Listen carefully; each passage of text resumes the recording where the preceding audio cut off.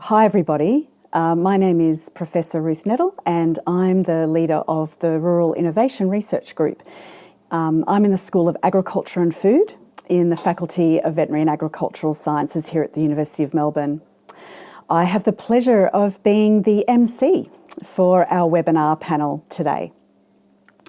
And today we're discussing the unintended impacts of poor water quality on animal health and production. So before we start today, I'd like to start today's event by acknowledging the traditional owners of the land from which I'm hosting this webinar, the Wurundjeri people, and pay my respects to their elders past, present and emerging. Today's event is part of a regular series discussing important issues surrounding water security. We aim to bring together thought leaders from academia, industry and government to provide evidence-based insights and to raise the quality of debate around key water issues. The Water, Environment and Agriculture Group at the University of Melbourne work with industry, government and communities to find innovative solutions to tackle water security and environmental challenges. This is the second year of our water security series. Past events have covered issues including diversification of water supplies, gender equality, impacts of recent bushfires on water resources, and environmental outcomes from the Murray-Darling Basin Plan. If you'd like to learn more about the program or view any of these earlier seminars, please visit our website, which is shown on your screen. Today is also the first time that a topic has been generated from the University's School of Agriculture and Food and illustrates the broad coverage that water has within the university's industry and government engagement platforms. Before we proceed with the panel discussion about the unintended impacts of water quality on animal health and production, I'd like to take this moment to thank you for registering your participation in the webinar. We've changed our format to an online platform to be able to continue to be able to provide what will be this 7th Water Security Series for 2020. I also need to note that the event is being recorded. The video of the webinar will be put on the University's Melbourne School of Engineering and School of Agriculture webpage. So before we start the formal proceedings, I thought I'd give a little bit of an introduction about myself. I am a social scientist working in the domain of agriculture and rural innovation. And I do focus in my research on agricultural workforce issues, on farm decision making and farming systems adaptation in light of water security issues as well as climate change adaptation. And so I'm particularly interested and involved in today's discussion. So it's now my pleasure to introduce the panellists for today's discussion. So first of all, I welcome Michael Jentz. Michael is the Director of Rural Water Policy and Programs. He has over 15 years experience in the water sector, which has included working in environmental water policy and planning, helping establish the Victorian Environmental Water Holder, oversighting water recovery programs and implementing sustainable irrigation programs. Also today, we have Graham Brody. Dr. Brody is an electrical and electronic engineer with 40 years of industrial and academic experience. His activities have included the design of industrial microwave systems, sensor systems, electrical distribution networks, on-farm animal waste management systems, and the application of geographic information systems and remote sensing technologies in agriculture, and also on-farm renewable energy production. Thirdly today, we welcome Lisa Birrell. Lisa is a Regional Extension Officer with Murray Dairy, located at Tatura, having held this position for the last 7 years, and predominantly in the role of animal nutrition and feed-based management. Lisa has 18 years experience in the dairy industry in Northern Victoria and Southern Riverina as a nutritionist and milk factory field officer. So I'd like to welcome our panellists to the 5th Water Security Series webinar session.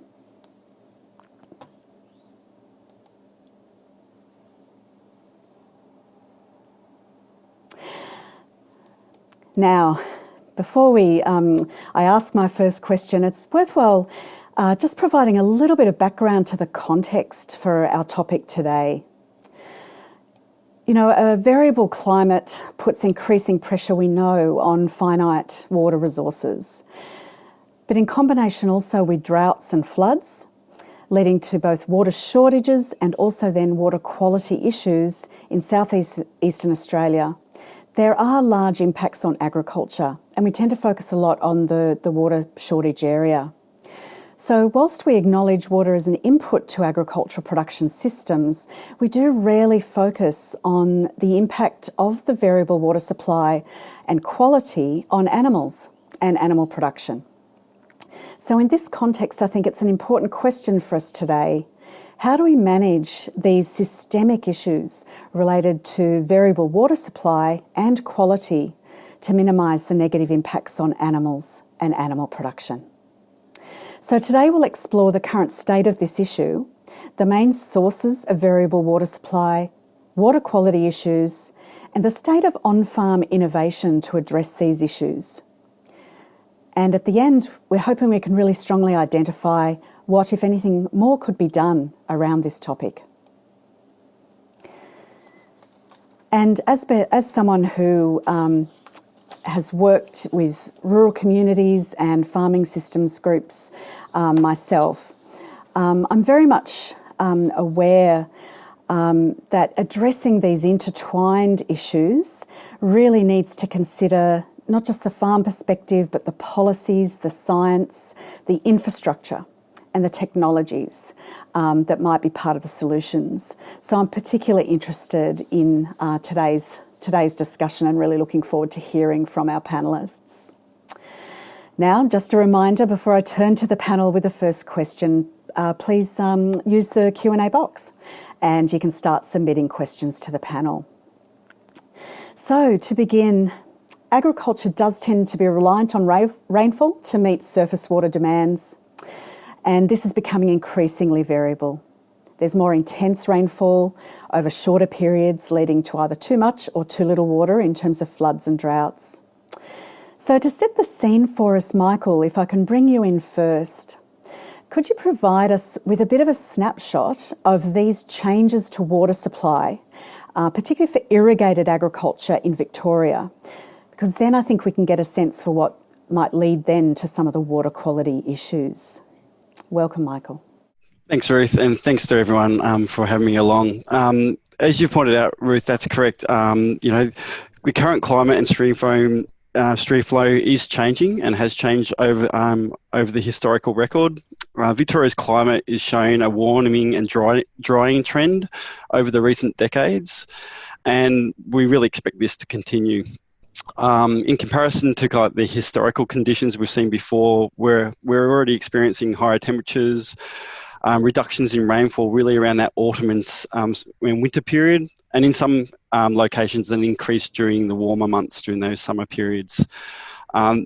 Many catchments, there's a shift in stream flow response to rainfall, with less stream flow generated for the same amount of rain, and that kind of makes sense in terms of you're not getting the wetting up during the autumn periods and the winter periods to allow for the spring where you're actually getting a lot of rainfall and runoff, particularly into the large storages. The decline in this rainfall is associated with a southerly shift in rainfall bearing systems. Obviously, global warming is a contributor to this southern shift, which means there's a downward trend in that winter rainfall is likely to continue going forward. Over the longer term, what can we expect from this? Through Victoria, we really think the reduction in rainfall in winter is going to remain, and it's likely to become drier still. There'll still be possible increases in summer rainfall and therefore floods, etc., those sort of sudden large events that you'll see as well.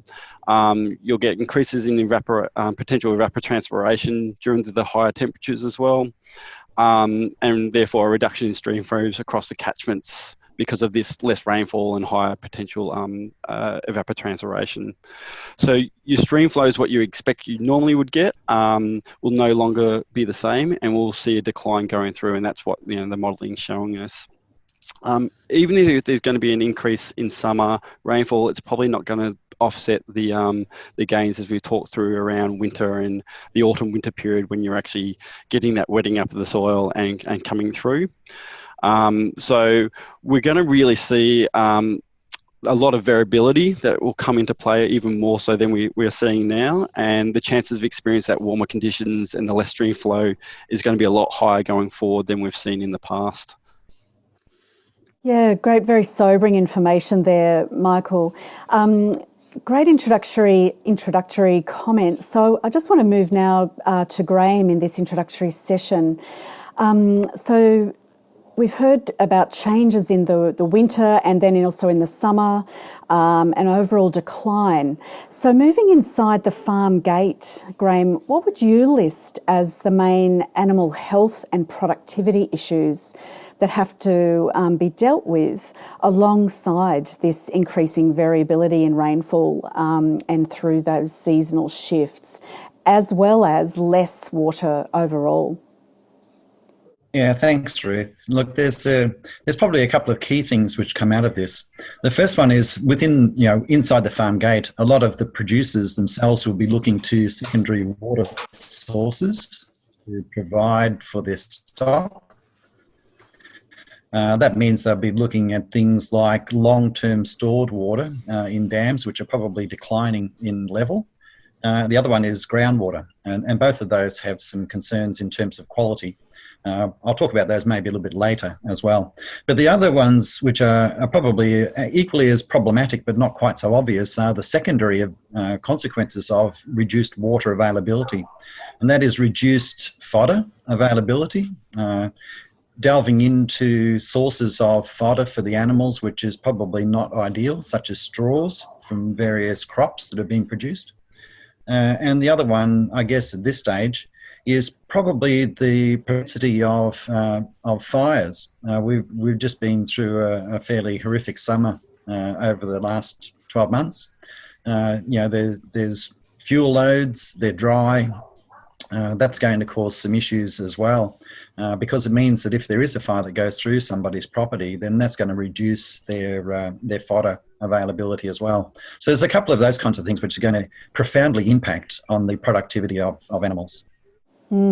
Yeah, so we will come back to some of those things. Thanks very much, Graham. And Lisa, to bring you in now as well. So you've worked in the Murray region where you've been involved with farmers for a number of years now. I wonder if you could share just a bit about what your personal experience of rainfall variability has been in terms of its effect on on-farm water supply and quality in that time. Give us that insight into what farmers are dealing with.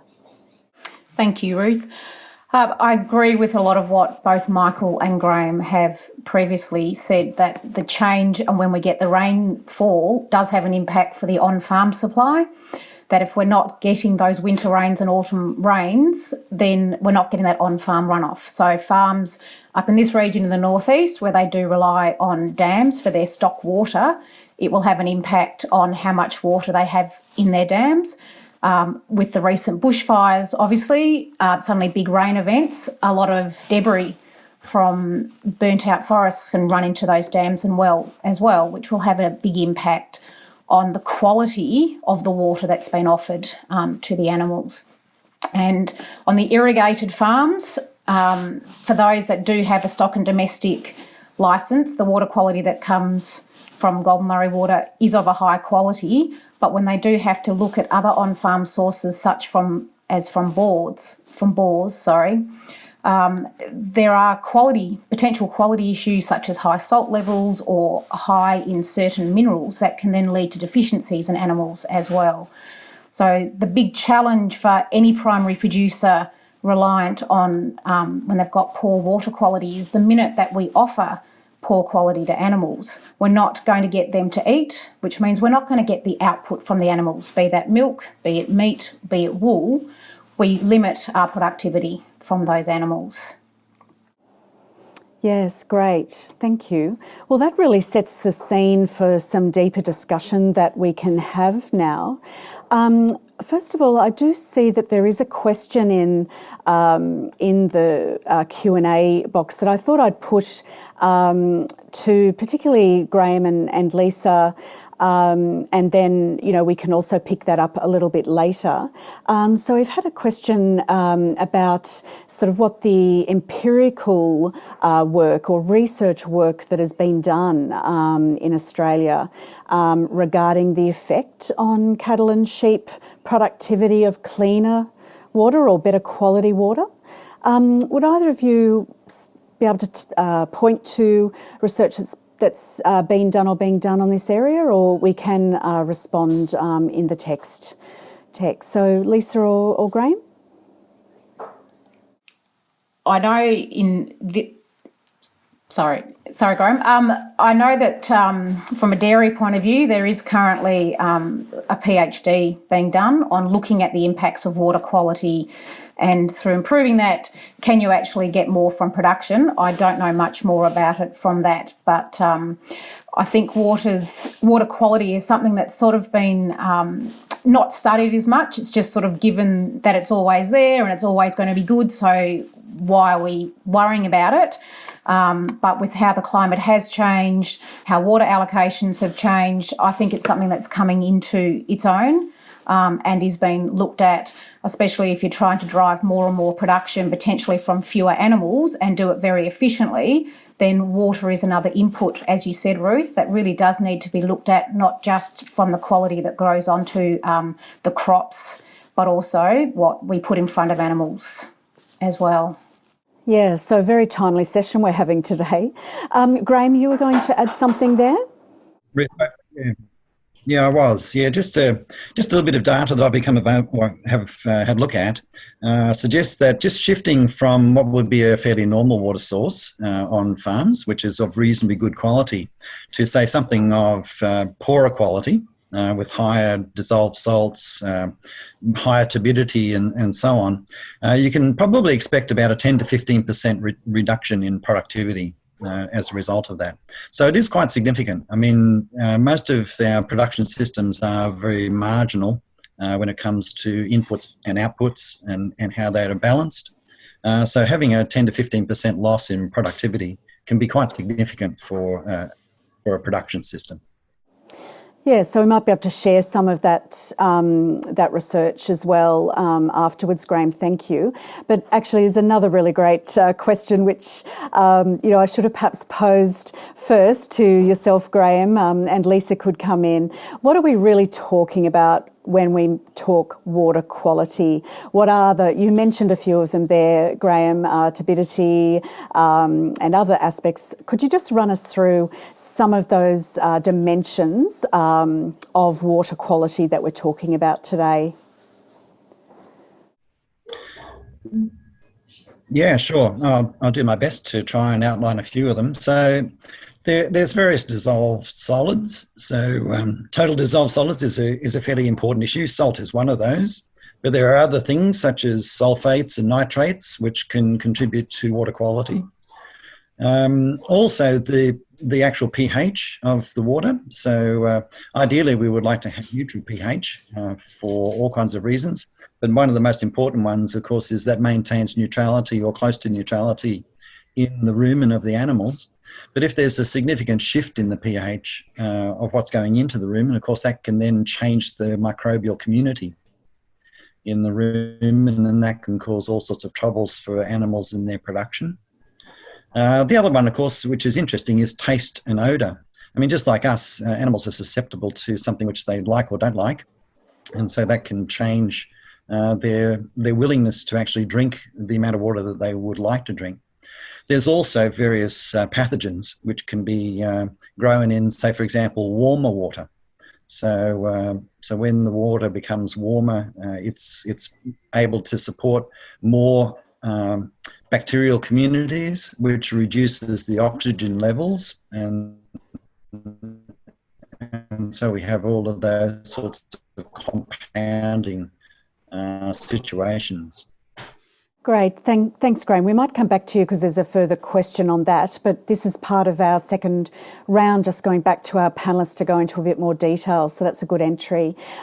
So, Michael, I just want to come back to you as we go a bit deeper here. So given the water availability issues that you described, how do you see it playing out in water quality? And to what extent do you think our current policy settings do address some of these issues in water quality, or perhaps where they can't or don't at the moment? Yeah, thanks, Ruth. I think we need to be really clear about the difference between availability and quality. Availability, particularly from our big storages, etc., doesn't actually mean, if there's a low availability, doesn't mean there's a bad water quality per se, and that will be kind of a function of multiple different areas or different inputs. For instance, you might have large algal bloom events that are caused by long periods of dry, followed by a large flush that floods organic material back into wetlands. So I think we just need to be, as we think through the policy and we think through the implications, we've got to be mindful of how that plays through, so it's not a one-to-one relationship.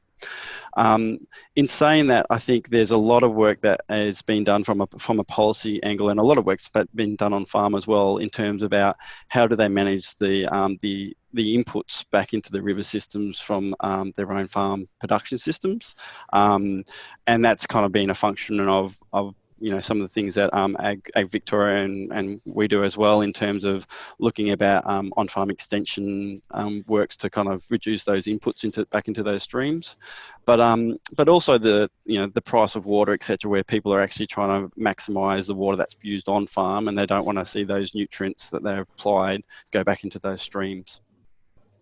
Yeah. Okay, that's good. And there's a follow-up question here to you, Michael. I thought it's probably pertinent with what you've just said. To what extent does the water planning and policy frameworks take into account the agricultural water use for stock? And is this an area that could potentially change given the change in climate?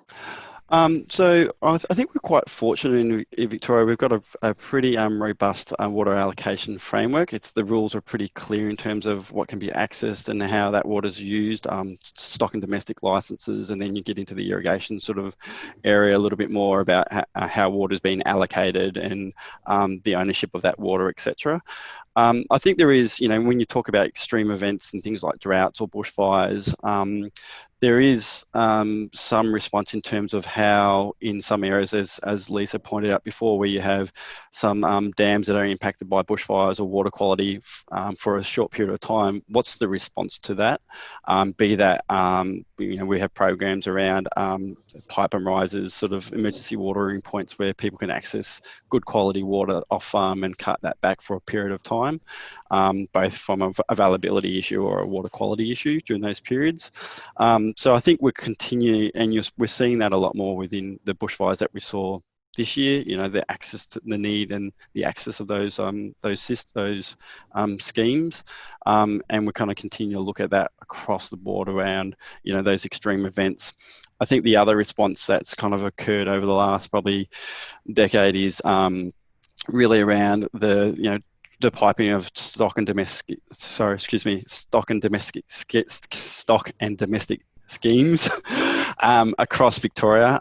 Anything from the Wimmera Mallee pipeline is probably the largest example of that, but there's a lot of other smaller schemes that have occurred as well, really kind of responding to that water availability. And then there's the kind of the side or the additional benefit on that is you're actually getting better water quality as well.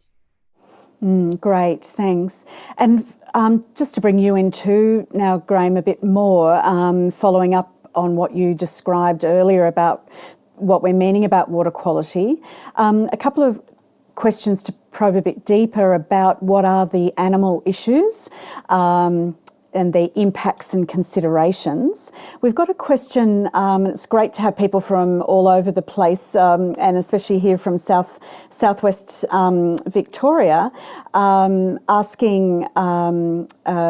I think it's gone there. Sorry, I've just lost that question about recycled water and the issues with use of recycled water in irrigation and stock use. And there was an aligned question there about dissolved oxygen and whether there's particular impacts there. So recycled water, issues for livestock, and anything about dissolved oxygen. Do you have thoughts there? Yeah, no, I got a couple of thoughts. Many years ago, I actually worked on-farm waste management systems, and so that's where the recycled water story starts, I guess. A couple of key things. One, of course, is the first and most important aspect of recycled water is to make sure that it doesn't get into the primary water source for animals and the environment. So that's important. Having well-designed wastewater management systems is critically important. So the usual strategy is to have some kind of a on-farm anaerobic pond to do primary treatment of the waste that comes off things like milking shed platforms, even some feed pads, which are being widely used, especially with the events of drought. So a lot of farmers are actually using feed pads, either permanently structured or maybe temporarily set up. And it's important to capture everything that comes off of those kinds of structures to feed it through a properly designed waste management system. So anaerobic pond, aerobic pond to oxygenate the water after it's been through that primary digestion. And then some sort of storage which actually will hold the water over wet periods so that it doesn't flow away, and then application back onto the land. So we don't want to have any of that water going off the property. It's got to go back onto the land and got to be done or used for something useful. It's an important nutrient source. The only thing I guess people need to be aware of is it's not necessarily a balanced nutrient source, so you may need to top up with other fertilizers to help to maintain that. But I would suggest anybody who's looking at trying to set up a new system or maybe trying to revamp their existing system should get some good sound advice on waste management systems. I think that then comes to the other story of oxygen demand. So when we have wastewater, the first and primary concern, of course, is that there is a lot of nutrient and a lot of biological material in that water stream, and that's going to actually drive the oxygen demand story. So bacteria will try to, grow and consume all of that organic waste. And in the process of that, of course, they consume oxygen. And so you'll have a depleted oxygen environment, hence an anaerobic environment for that first treatment pond.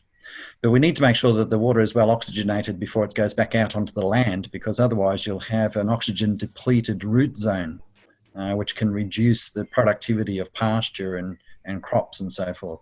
So I guess, without going into too much of the nitty-gritty of it, there's some of the main things that come to mind in this space. Yeah, thanks, Graham. And just to track back around the recycled water, do you have some knowledge about Class A recycled water and its suitability for stock consumption? Okay. Yeah, it's been a while since I've actually looked at the different classes and what they imply. My first thought is probably not any sort of recycled water that can come off a farm would not be suitable for stock consumption, would be my first thought. I would be very concerned about that. I think it's probably more appropriate to actually have it go on to pasture for production and have another source of water for the stock altogether. One which is, you're confident is clean and not got too much nutrient in it to go with. Great, thank you.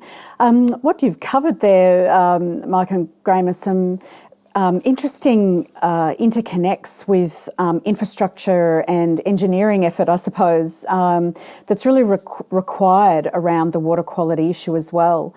And that comes to what's actually happening on farm, what are the investments, what are farmers doing when it comes to managing water quality. So Lisa, you touched on some of the issues a bit earlier. How do you see the impacts of water quality issues affecting farmers, particularly you're working with dairy farmers? How is it changing their management practices? What are they doing? What are they investing in? What issues remain unresolved in your view? One of the big things we've seen in this region, and particularly since the millennium drought, is everyone's realised the value of water. And there's a lot more what we call turkeys' nests in this part of the world, which is effectively just a very large dam on farm that's built with specific guidelines. So when farmers irrigate, they're able to capture that water. And if they've put fertiliser out, that can, be high in nutrients. So that can be captured on farm, which, touches on what Michael was talking about, that nutrients can't then be lost into other water sources and pollute those water sources. Also, with that water, if they're using deep lead bores, that's not of the same quality and do have access to some of the channels in the turkey's nest, they're actually able to shandy that water. So coming back to Graham's points about, what's in the water and what sort of nutrients and what's good and what's bad, if you know that you don't have such a great water quality source, if you can shandy it with a better water quality source, it wouldn't be something that you'd offer the animals. I concur with what Graham said. You've really got to offer the highest quality water that you have available to your animals. But when looking at irrigating your paddocks, you can put some shandied water across your paddocks so not to have some long-term soil impacts. Because the other aspect of all of this with decreasing water quality is if we're putting poor water quality across our farms and our soils, we're going to end up not being able to grow as good a quality feed, which then goes on to the animals. We don't get the same production, which is then mixed with the poor quality water. We just have a downwards spiral of a very inefficient animal production industry, which is obviously not what we want as costs are increasing. So the use of turkey nests has been a big one with the aerobic and anaerobic dams that Graham was talking about. People do use some of that top water to rewash facilities. So to put the flood wash down their feed pads or to wash out dairy yards instead of using the high quality water. Just for flood washes, they will use some of that recycled water, but that is not then fed to the animals. It is just kept as a separate water source and stored separately from the animal water sources. Yeah, and Lisa, we know that the herd sizes are getting larger, particularly in your area. Is that affecting the sort of investment in infrastructure or other things to reduce the impacts of water quality? Is there particular issues for large herds in this area? I think some of the biggest issues for large herds is obviously being able to keep up with the cow's demand. A cow can drink 200 plus litres of high quality water every day.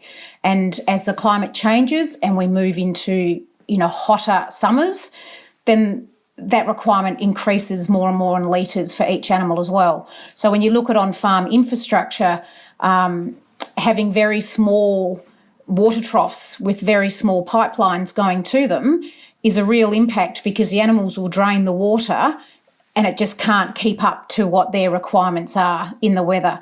So having large troughs that lots of heads can get around at one time, with a nice thick diameter pipe pumping that water in to keep up with their needs is really important. From a dairy point of view, the water trough at the dairy is probably your most important water trough on the farm. So if you're thinking about where your biggest bang for your buck is with spend, putting a great pump, big diameter pipe, big trough at the dairy for the cows that will have access to it at least twice a day is really important. In feed pads where they have those structures, water sources are really important, and having enough troughs so animals can access it and this is the same for beef or sheep feedlots, is that if you've got a dominant animal and you've only got one trough, no other animals have access to that water source. So having multiple water sources so all animals are able to access the water is really important to continue to drive productivity on farm. Great, thank you. I can see, and please keep sending your questions through, everyone. There's a few there now that I'd love to deal with. This is back to specific aspects of water quality, and in this case we're talking about algae, and algal blooms is the question. So the first, it's in two parts, so with two different people. It's really about the extent to which water quality impacts on animals relate to chronic low quality versus, I suppose, events. And so, yeah, this to what extent it's the events like algal blooms and things that have the potential impact through toxicity relative to the chronic low quality.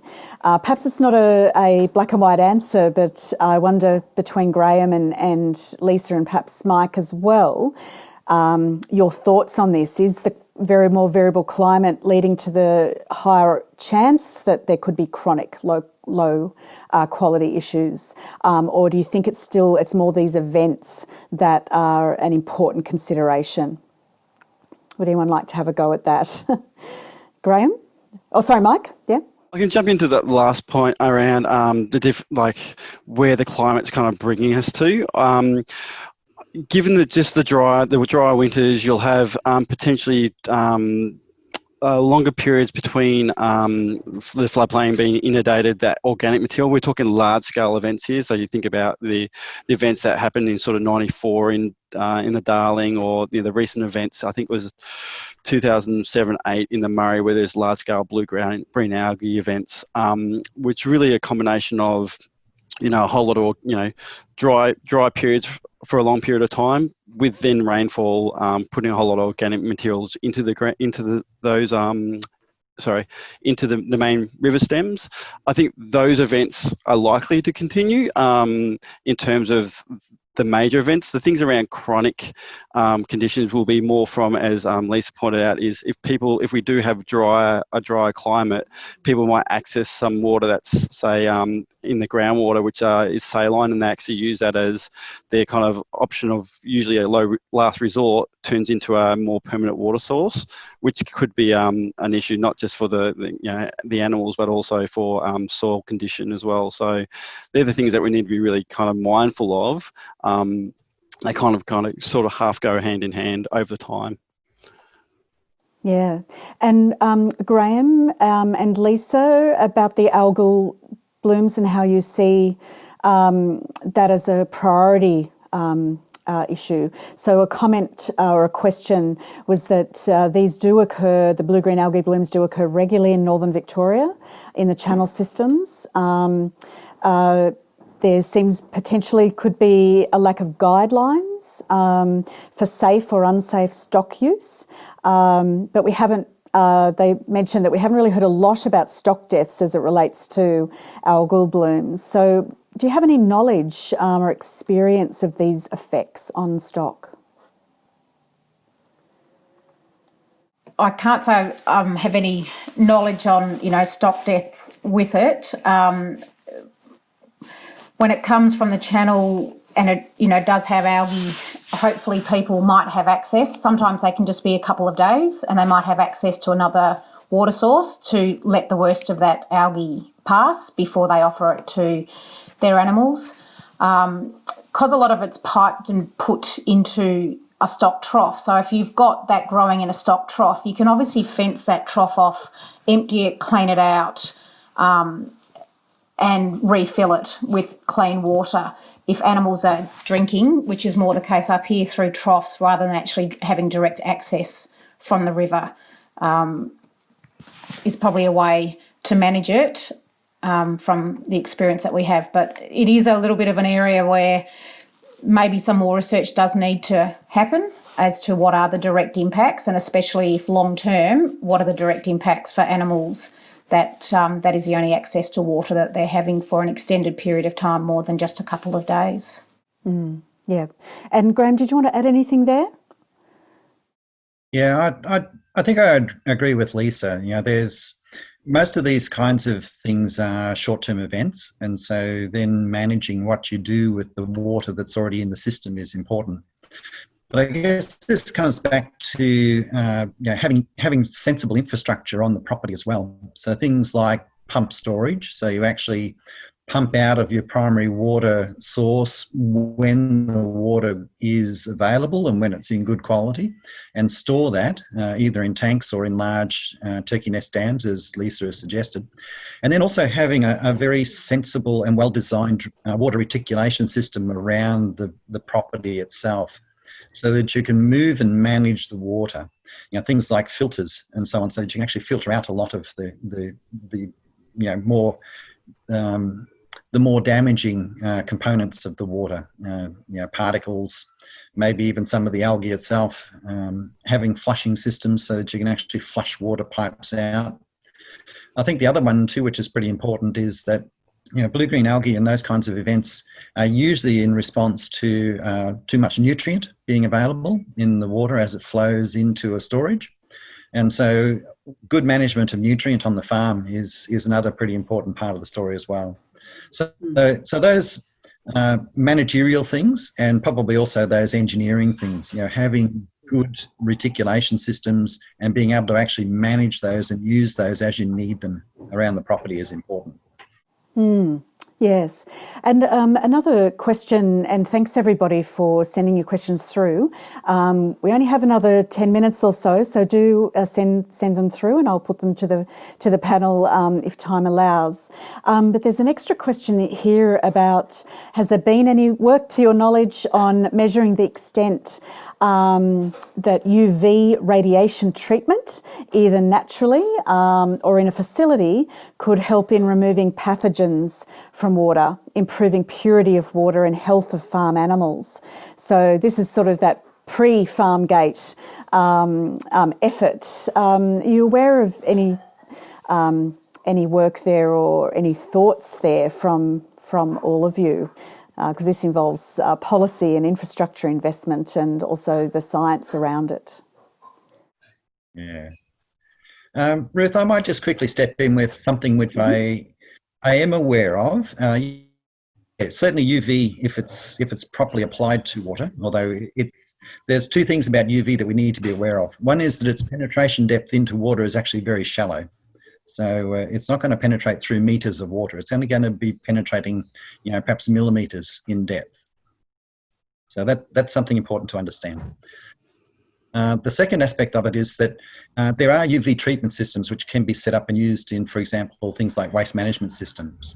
And I have a colleague who is based in Israel who's actually looking at microwave-generated plasma, which is generated in water itself, which, of course, when the plasma is ignited, so the plasma is highly charged atmosphere. Lightning is, for example, an example of plasma. So when plasma is ignited, it actually generates a lot of UV light. And so they're actually looking at using plasma to treat wastewater in Israel because, interestingly enough, they actually run all of their on-farm wastewater through municipal treatment plants in Israel. And so he's been working on that. He's actually a professor at Tel Aviv University. So it's a really interesting application of research to try to deal with something, but it's quite unique to the Israeli process of treating on-farm waste because they run it through their municipal treatment plants, which is a bit different to what we do here. Yes, and before I bring Michael or Lisa, if you have a comment on this question, there's an aligned question here about, has there been any cost-benefit analysis of putting in infrastructure to manage water quality? And that's a good segue from Graham's point there that the Israeli system has obviously a lot of this investment. Has this been considered, Mike, from your perspective, or is it being discussed at all? Yeah, thanks, Ruth. Yeah, there is cases or that are looking at how do you actually use recycled water through agricultural productions. We do some of that already in more for not for drinking water, but for the application onto crops. So in Werribee is an example of where we've got systems where they use A-class and I think C-class recycled water that they can use, and they kind of shandy it a little bit with some of the river water as well, because it's got a little bit more of a higher salt content. So there's definitely opportunities in that case that we're looking through, and you're right, it comes down to the cost benefit of doing that as well, in terms of how much it is to get to a certain level of treatment to actually apply it back onto land. And I think when you start talking stock, as Lisa pointed out as well, like you want kind of the best quality water that you can get to them. Is there a cheaper source to do that or not? Yeah, so potential more investigation, I suppose, around the sort of large-scale water quality infrastructure investment versus the on-farm. But is there any knowledge of, Lisa, Graham, Mike, of, I suppose, cost-benefit analysis, perhaps even at the farm level, around investment in improving water quality? Is that another gap, perhaps, in this area? Is that in relation to, there are some farmers that do have water purification plants on farm. They tend to be very large operators. Whether there's a cost benefit for smaller enterprises, 100 cows versus someone who's milking 1,000 cows, obviously there's a difference in scale and economies there. Some people are looking at it as a way to keep some of that water or use it for a different purpose on farm, not just to wash down the yards, but maybe to run as sprinklers in the yards to help cool their animals down when it's very hot. When we talk about water quality, not just for the animals, but from a dairy sense as well, we do need very high water quality to clean the plant, to clean the stainless steel, because obviously they're producing a food.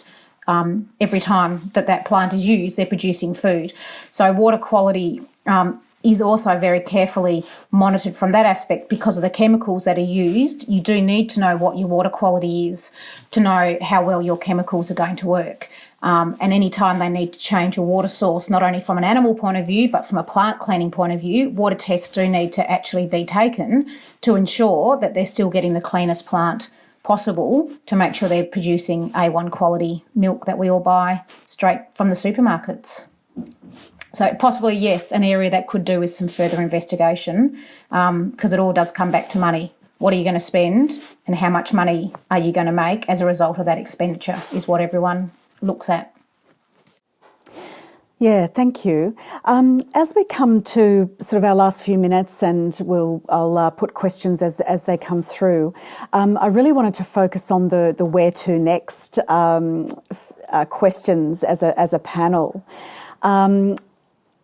Could we bring together, I suppose, where we think or what needs to be done around water quality issues? So we can see from your responses that there is this interplay between farm decision making, engineering solutions, perhaps even things like forecasting water quality issues or helping decision making and alerts for farmers around some aspects of water quality to help or decision support.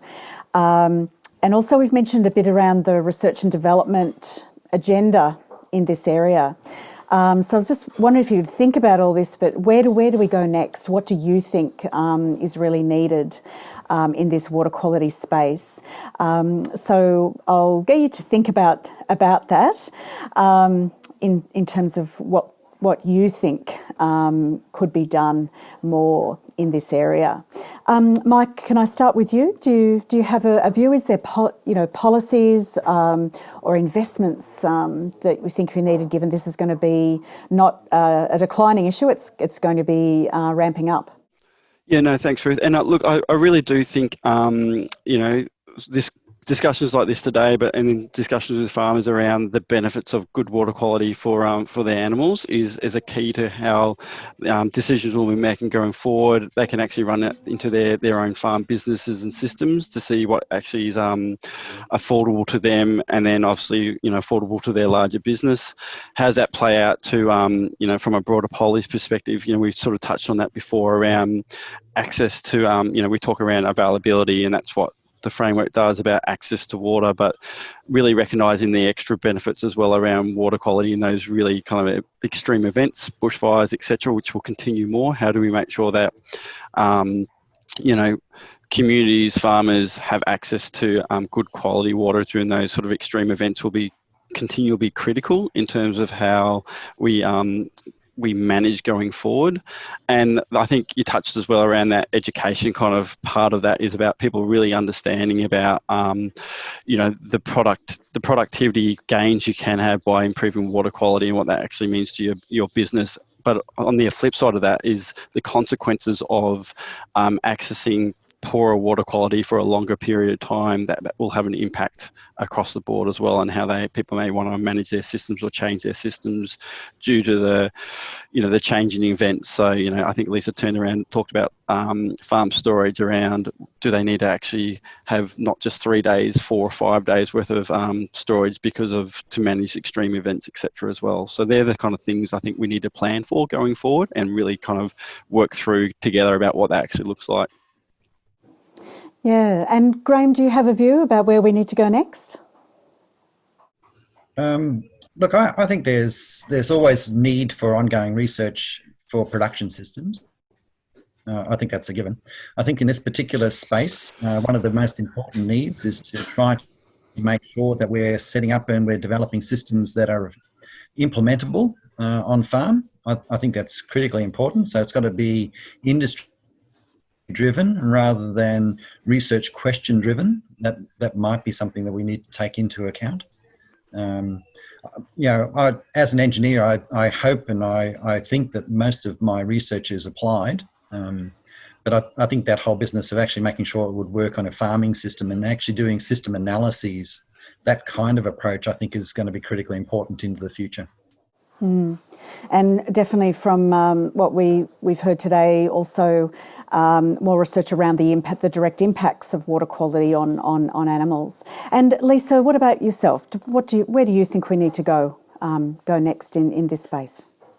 I think coming back to both Michael and Graham make very valid points, and going back to a point Graham made about what happens in Israel, I was fortunate enough to have a tour of some dairy farms in Israel last year, and just how they look at water and reuse water and their purification, I think is absolutely fascinating. And I think it'd be very interesting to look at what they do and what can we adapt in our system. How can we get more from our effluent, for example, and not just to the quality that we can put it out on farm, but that it could actually be purified well enough that we can then feed it back to animals, or have the ability to shandy it with other water to bring it back to animals because it'll be high enough quality.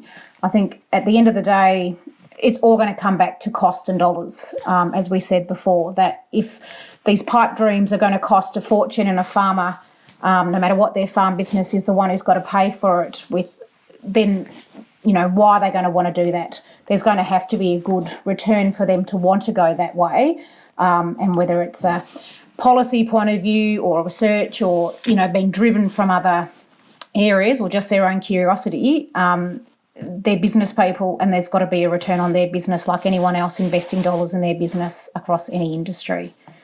But practical and cost-effective are definitely needed. Great. Well, thank you. And look, we've now come to the end. We've got through most questions. There's a few others. We'll try and follow up with the research reference that was referred to earlier about productivity impacts. There was more detailed sort of animal physiology impacts on water quality, but we've run out of time today. But clearly we've just scratched the surface on what is going to be an emerging key issue going forward around water quality and its impacts. So what I'd like to do is really thank our panel. Thanks so much, Michael. Thank you, Lisa. Thank you, Graham. Thank you for our support team. On behalf of the Water, Environment and Agriculture program at the University of Melbourne, I would like to thank you all for your contributions to this panel on the unintended impacts of water quality on animal health and production. I'd also like to thank you, our audience, for your questions and interest in this important issue. Some great areas that you've raised there for our panel. So I do want to note that the next 2020 Water Security Series event is actually taking place on Wednesday the 9th of September, and industry panellists there will discuss sensing and analytics for precision agriculture. Now that sounds really exciting. I think I might turn up for that one as well. So to register for that, please refer to our website that you have, and keep an eye out for the event invitation in the coming days. Finally, we would like to thank you for your participation, and we appreciate your input on our post-event survey, which will appear on the screen when this session ends. Or you may click on the link in the chat box if you'd like to do that now. We really do value your feedback to help us shape the future of our water security series, and it's been great to bring some of the agricultural perspective to the series today, and I've enjoyed being with you today. So thank you very much, everybody. There's some great further debate that we can have about this important topic, and further investment needed. Thank you very much. Bye for now.